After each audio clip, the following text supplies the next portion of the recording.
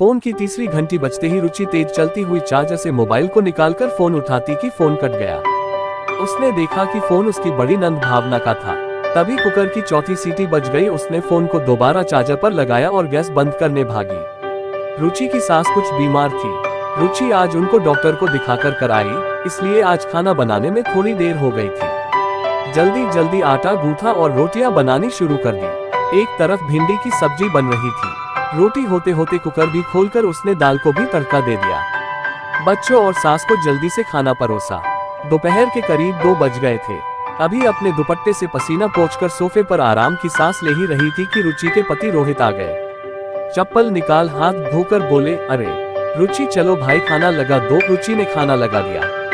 थकान इतनी थी कि उसने सोचा थोड़ा रुककर खाना खाती हूँ। रोहित ने पूछा भी साथ खाना क्यों नहीं खा रही? रुचि ने कहा बस 10 मिनट से खाती हूँ।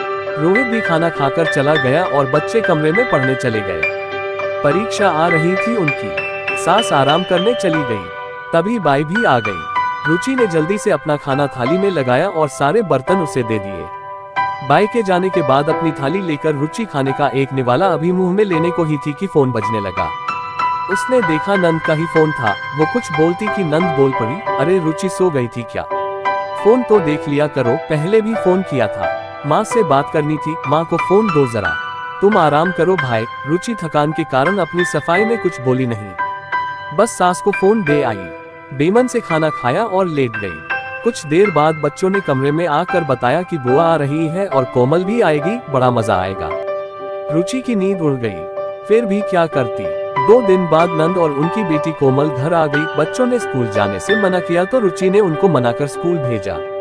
रात को घर में सभी स्वादिष्ट खाना खाकर बातें कर रहे थे। तब नंद बोली, रुचि ये तो माँ है इसलिए मन होता है आने का, वरना तो क्या मायका? उनकी बात सुनकर रुचि बोली, दीदी ऐसा क्यों कहती हो? ये घर आपका मायका था और रहेगा। लेकिन आपके मन में ये बात आई है तो कह दूं कि कभी कभी परिस्थिति ऐसी हो जाती है कि मैं समय नहीं दे पाती। आप भी मेरी तरह एक बहू हैं, आप मुझे समझ सकती हैं। आप ऐसा बोलकर हमको और माँ को दुखी मत करें। संबंध दोनों तरफ से बनाए जाए तो अच्छा। आप यहाँ माँ से मिलने आई हैं, लेकिन आपको कंपनी तो मैं ही देती हूँ।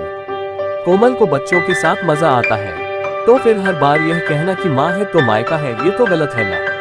रोहित ने कहा, दीदी आप मेरी बहन हो, इस घर की बेटी हो और ये घर आपका मायका हमेशा रहेगा। बात वही खत्म हो गई।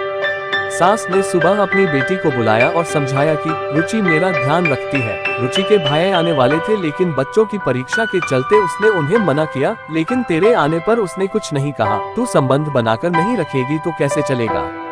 मैं ना भी रहूं तो भी तेरे लिए ये मायका था और रहेगा। माँ की बात शायद उसे समझ आ गई। जाते समय रुचि से वह कुछ न बोली, लेकिन उस दिन के बाद से उसने ये कहना बंद कर दिया कि माँ है तब तक मायका है।